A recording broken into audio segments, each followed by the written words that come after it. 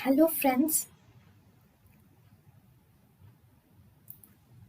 welcome to Creative Medicine. In this lecture, we will learn about. Hello friends, let us now learn some important points about calmodulin.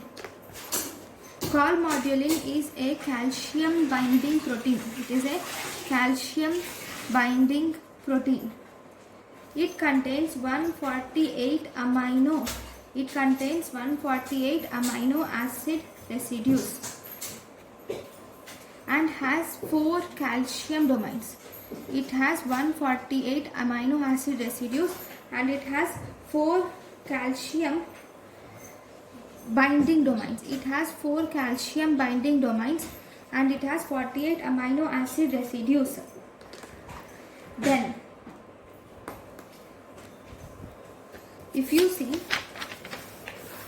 whenever the calcium binds to the calmodulin, binding of calcium to the calmodulin will activate 5 types of calcium.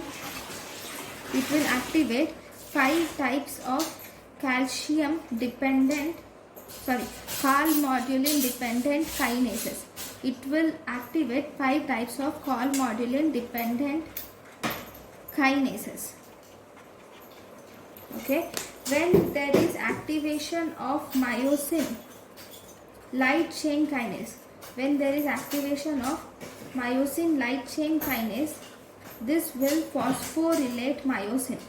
This will phosphorylate myosin and thus causes smooth muscle contraction. Whereas if this will stimulate calcium calmodulin 1, when this will stimulate calcium calmodulin kinase 1, or it can stimulate calcium calmodulin kinase 2, both these are concerned with synaptic function. Okay, when it stimulates calcium calmodulin kinase 3, this is concerned with protein synthesis. Calcium calmodulin kinase 3 is concerned with protein synthesis. If it stimulates phosphorylase,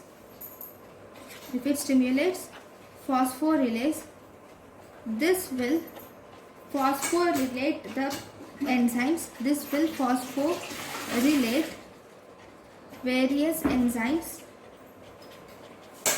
to activate or inactivate them. Then we have one more calcium calmodulin activated protein. There is something called as calcineurin. What is this calcineurin? It is also a calmodulin activated protein. What does this calmodulin activated protein calcineurin do? This will inactivate the calcium channels and it will activate the T cells. Okay, thank you for watching. Thank you and thank you for watching.